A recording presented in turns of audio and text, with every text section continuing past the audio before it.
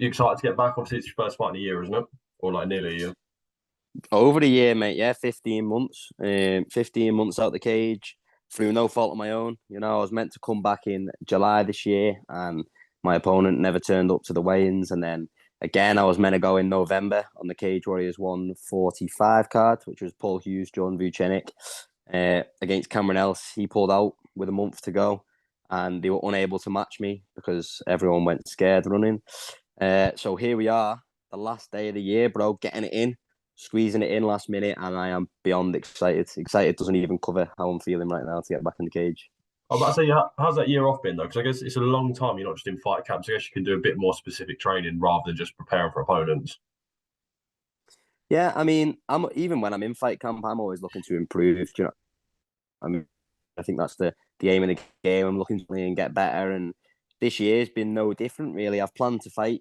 This will be the third time I will have planned to fight this year, so it's been similar to most of the other years. I've been, in a camp per se, but I like to stay in shape year round. I like to train year round anyway. I don't even take much time off after fights because I'm addicted to training. Do you know what I mean? So, um, it's been a break from competition, but it's not been a break from the grind at all. Yeah, that was going to be actually my next question. Funny enough, what's it like? Obviously, cutting weight and training through Christmas, or does it not really bother you?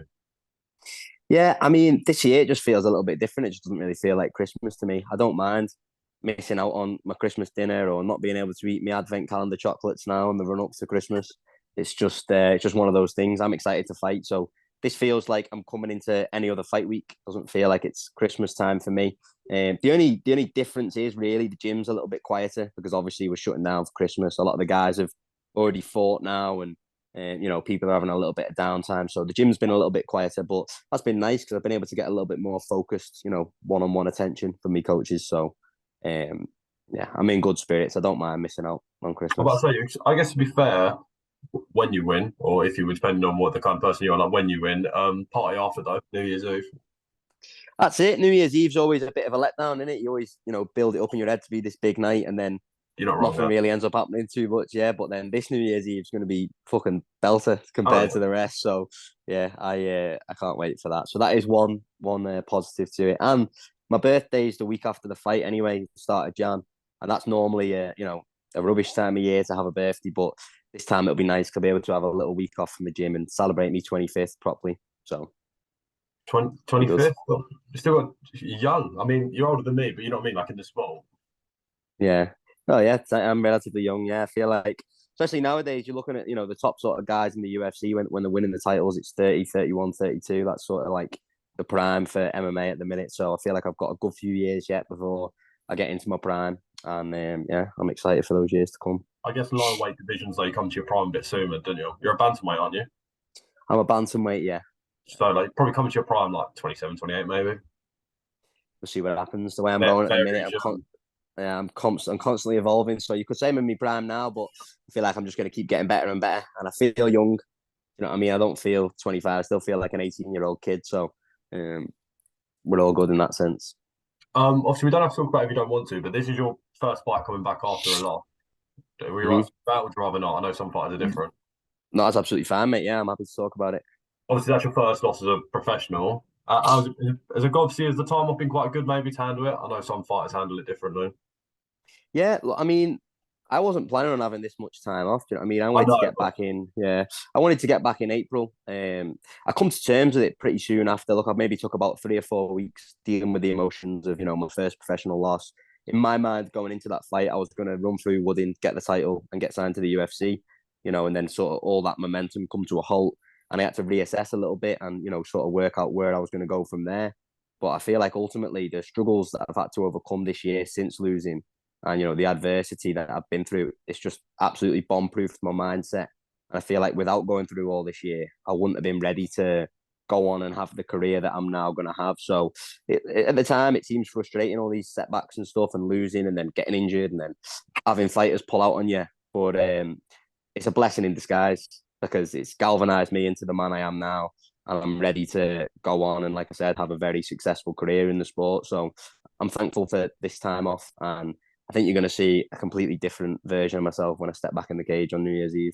so was that a I didn't actually realise that. Probably should have done maybe a bit more research. So was that a title shot then? That's what you're kind of like the back. Yeah, so my last fight was against Dominic Wooden for the bantamweight title, yeah, and that was September 2021, and I haven't fought since then. Was you 24 then, or was you 25? I was 23. 23. Yeah, yeah. So I'm not even 25. I'm 25 Yeah, January. So I was 23 years old, 2 years of pro. I'm fighting for the Cage Warriors bantamweight title, so I was pretty fast tracked. Do you know what I yeah. mean? I was about to say, are you grateful for it, or do you think you was a bit? There's always that argument, isn't it? Like you could do the way the boxers do it and just, I don't know, have 20, 30 fights, and then, or I guess MMA that pushed a bit quickly. What do you think? Yeah, I mean, at the time, mate, I felt like an absolute killer. I was ready to run through Dominic Wooden. I didn't think it was early. It's only, after learning the lessons and taking the loss that I can look back now and go, okay, maybe I was a little bit underexperienced. But I wouldn't change a thing. I'm happy for that opportunity that I got. I'm happy that I got myself in a position at 23 years old to fight for, a prestigious title like the Cage Warriors belt. And I think I was very deserving of that shot. I don't think I was fast tracked. If you look at the guys I beat on the lead up to my title shot, well, one of them now has got the belt, Michele Martignoni. Do you know what I mean? I'm his only loss, and he's now the bantamweight champion. So it shows the caliber of guys I was facing, and I think I was ready for that opportunity. But obviously, life had other plans for me, and here we are, 15 months later, and I believe now is the time where I'm gonna, be making statements and making my way to the UFC. Good build up as well. If you've already beaten the champion, if you win this, maybe maybe another win as well. You look at the Paul Hughes percentage thing. Cage Warriors love a rival. Well, not even a rivalry. They love history. Sorry, my word. Yeah, that's it. It's they've got a lot of footage, obviously, to promote that fight. Martignoni's called me out after he beat Dominic Wooden, so I can almost see it now. The promo they're going to put on with me tapping him and then him winning the belt Yeah, and calling for that fight. So yeah, you can almost visualize it, can't you? So I do feel that fight will happen again at some point. writes itself, doesn't it? Pretty much, mate. Yeah. Do you so I take it, do you keep up to date with your division? So I know obviously some people don't watch that much, some people do. Do you keep up to date with it? Yeah, 100%. I watch every single bantamweight on the planet, not just in Cage Warriors. Oh, I'm really? watching pretty well. I say that I watch them all in the UFC. I watch all No, the you're Cage not. Warriors. Yeah. Yeah. So I've got my eye on every bantamweight. How does the so obviously because you've been talking a lot in this about like the UFC and getting into it. So is it literally if you just say you go and win the title and is it the UFC will contact you or they'll contact Cage Warriors? Or do you Yeah, not they'd know? probably contact. I'd imagine they'd contact my manager. Yeah, if Yeah. I was to get that call up, they'd go through my manager, and then he'd obviously contact me and my coach and say, Obviously that's the main goal. Um how's the weight cut? How's reaching 135? yeah, I mean, I do it pretty comfortably. I haven't made 135 in 15 months, but my sort of body type hasn't changed too much since then. I think I'm a great physique for a 135 athlete. I'm about 5'7", 5'8", so I'm mid range in terms of height for a bantamweight. I've got quite a lot of muscle on me, so I carry a good bit of water, which makes the final weight cutting stage nice and easy. And I do it properly. I'm in shape year round. Do you know what I mean? You never see me getting out of shape. So cutting weight, it's one of those things. It's part of the game, but I don't really struggle with it. And yeah, making 135 is nice and comfortable for me. So you don't see yourself moving up? You think you reckon you'll stay at 135? For the foreseeable, yeah. I mean, I Yeah. don't know how my body's going to change when I get to, Yeah. Like 29, 30. I might fill out a little bit more, but for the time being, I have no issues making bantamweight, so I'll be here for the foreseeable. um what's it like? Obviously, you train. What gym do you train at? Is it next gen? Or is it, Next generation, yeah, yeah. how's obviously what's it like? Is it growing? Obviously, recently MMA seems to be blooming a lot in the UK recently. You noticing you get a lot of people come there? Yeah, our gym especially has been packed, obviously because of Paddy. Paddy and Molly doing the thing in the UFC. They're bringing a lot of attention to our gym, and because of that, especially the kids classes, you're seeing a lot of kids getting into MMA now. Whereas like when I was sort of 10, 11, 12 growing up, there wasn't that much hype around MMA. Yeah, Boxing, so wasn't yeah, it? exactly. Whereas now MMA is the new in thing. Kids are going as Paddy the Baddie for Halloween. You know The what I wig. mean? So It's the yeah, wig. Yeah. with a blonde wig. So it's boss to see. Do you know what I mean? It's boss to see the sports. It really is growing, especially since Leon Edwards as well winning the belt. That was massive for the UK. So I feel like we're just going to continue to grow, and over the next sort of 5 to 10 years, the UK is going to be a real sort of competitor in world MMA. I think. It's I think genuinely the UK is one UFC champion. I know we've got Leon Edwards, but like as in if we get behind him, I think it would spark a whole generation. It's just sort of it's just if the press or if maybe because Leon, I can't think of the right word. He doesn't he's not the most outspoken person. You know, like how Paddy, Hmm. like all the mainstream media love him because whereas like Leon Edwards is a Yeah, bit more chilled. But then he still yeah. won the title. Yeah, that's it. I mean, yeah, Leon is a chill guy, and I think that maybe he wasn't necessarily getting the attention that he deserves. But I think through his performances, they're really going to speak for themselves. You see guys like look at GSP. He's a big example of that. He was very quiet spoken, polite individual. He was never brash or put himself out there, but he was a megastar through how professional he was and how good he was at the sport. So I feel like Leon's taking a similar route to that. Hmm. What kind of personality would you say you are? You say you're quite chilled, or are you quite? Because I've interviewed. I don't know if you've heard of him. You know, Steve Aimable, the featherweight.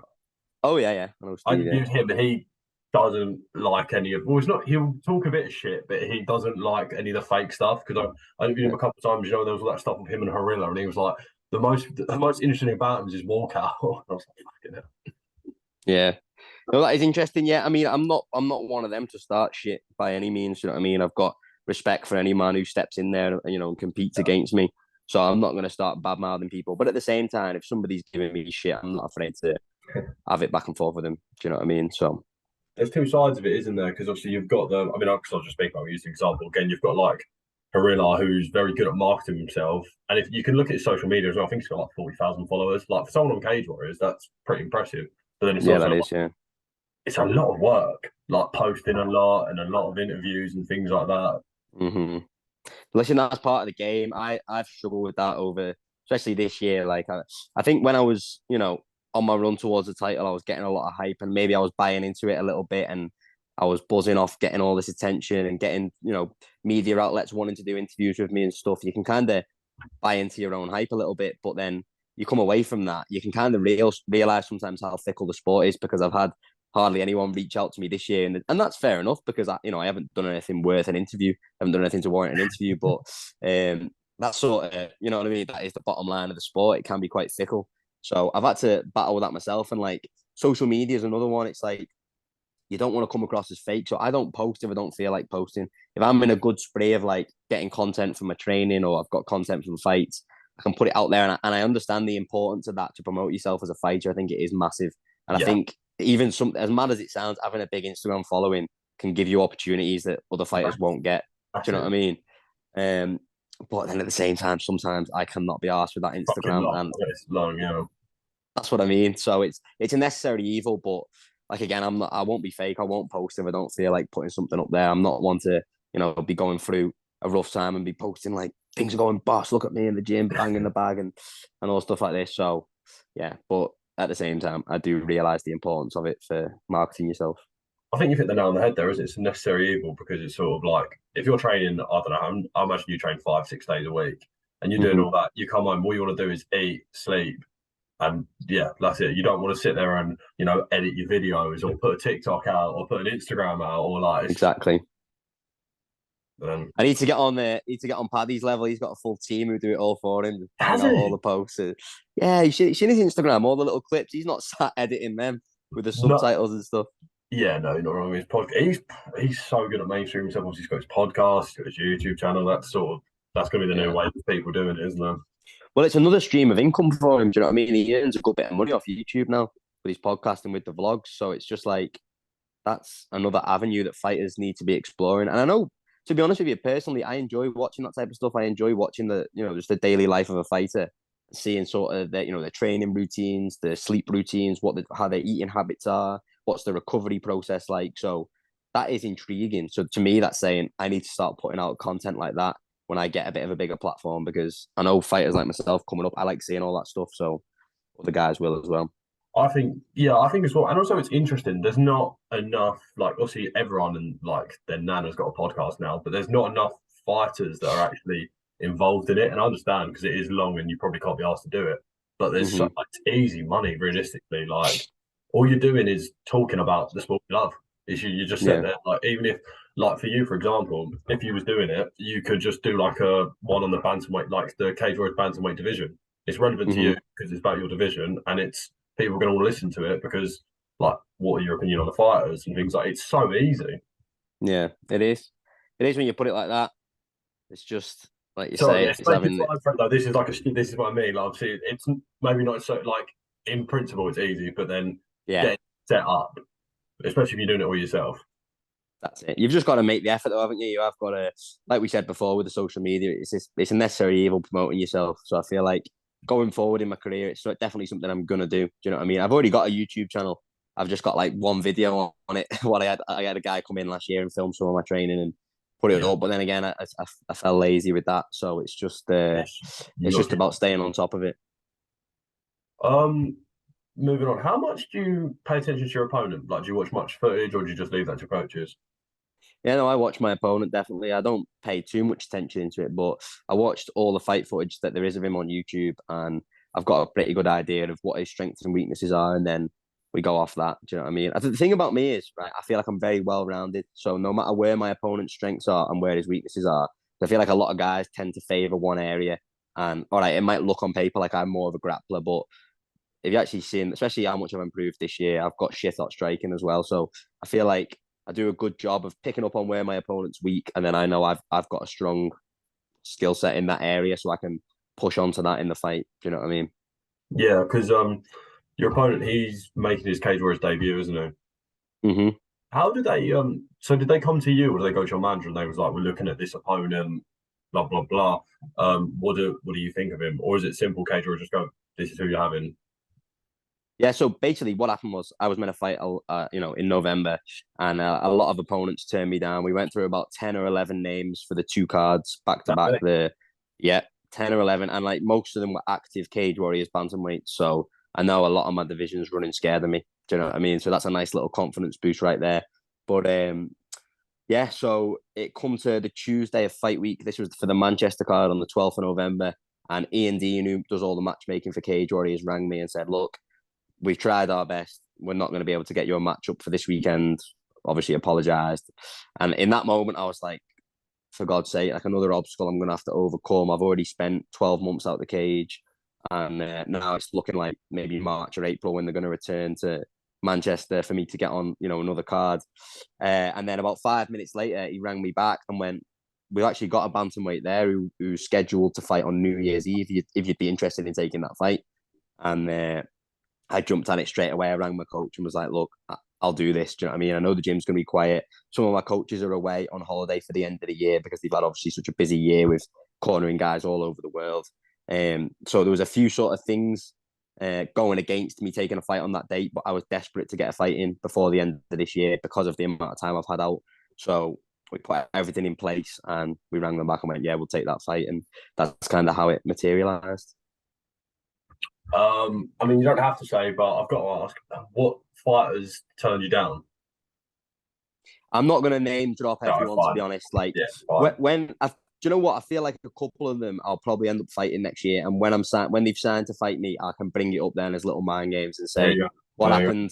Do you know what go. I mean with that car? But look, what I will say is, it's guys who are on win streaks in Cage Warriors. It's guys who fought over those 2 weekends, like multiple guys who fought on the 12th, and they got offered me and said no, and were given another opponent.